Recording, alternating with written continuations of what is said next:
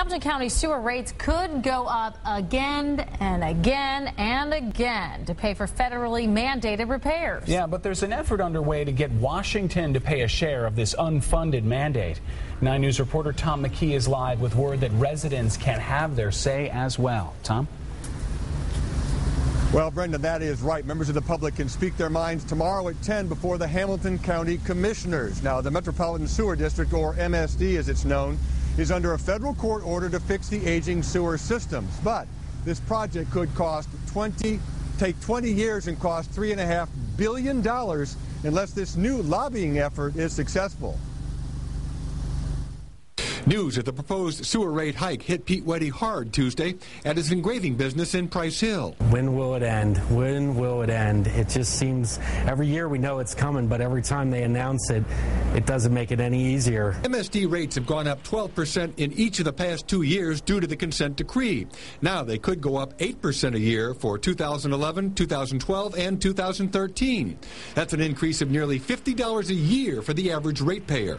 Hey, look at the irony of the situation. The United States government is spending $10 to $12 billion every month to build new infrastructure half a world away, yet that same government is suing its own citizens in places like Hamilton County just because our sewers are old and in disrepair. There's something definitely wrong with that. Hamilton County Commissioner Todd Portune is on a mission to try and set things right. Nobody disputes the fact that we should have clean water, but we really need to get some help from the federal government for these massive sewer projects. That's why representatives of 762 cities and counties facing similar court orders gathered Monday at MSD headquarters to build a coalition which will ask the Obama administration for financial help. That unfunded mandate has to have federal involvement, or a change at least in the policy in ways that reduce the cost to local ratepayers.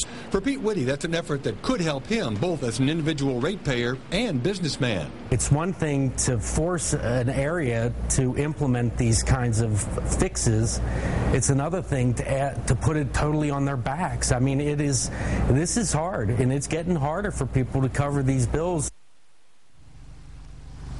Now, of course, Tanya, given the federal government's financial situation, there's no guarantees that any help could be in the offing. But Portune said he spent a year organizing this effort because he said something had to be done to help the ratepayers.